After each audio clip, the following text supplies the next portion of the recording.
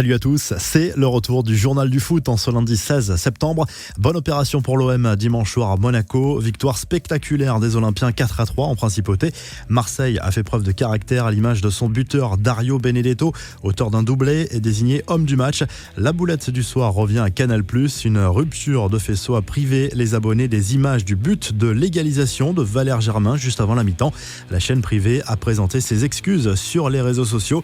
Les larmes de Cristiano Ronaldo. Le Sun évoque cette interview touchante du Portugais ému aux larmes au moment de parler de son père décédé en 2005 alors que son fils commençait à briller sous les couleurs de Manchester United.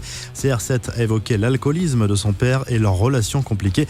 Il regrette surtout que son père n'a pas vraiment eu l'occasion de le voir briller et de remporter ensuite tous ses trophées. Quelques infos en bref et en images après son triplé avec le LA Galaxy contre Kansas City. Zlatan Ibrahimovic a été l'auteur d'une nouvelle petite phrase dont il a le secret. Lorsqu'un journaliste lui a demandé le secret pour marquer autant de buts, l'attaquant suédois a répondu qu'il fallait simplement être comme Zlatan. Le bel hommage des joueurs de Bologne à leur coach après leur victoire à Brescia dimanche. Ils ont fait arrêter le bus à l'hôpital où est soigné Sinisa Mihajlovic pour une leucémie. Les joueurs ont chanté des chants à la gloire de leur entraîneur qui les a salués.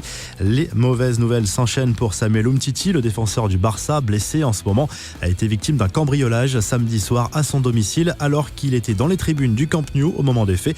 Le milieu d'Arsenal Matteo Guendouzi s'est fait chambrer sur le compte Twitter de Watford. Lui-même avait provoqué les fans des Hornets au moment de sa sortie en indiquant le score du match à ce moment-là avec ses doigts.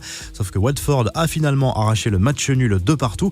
Sergio Ramos critiqué en Espagne lors de l'assemblée des socios du Real Madrid. Le capitaine merengue a été particulièrement ciblé par les supporters qui, en plus de ses performances irrégulières, lui reprochent de passer trop de temps sur les réseaux sociaux.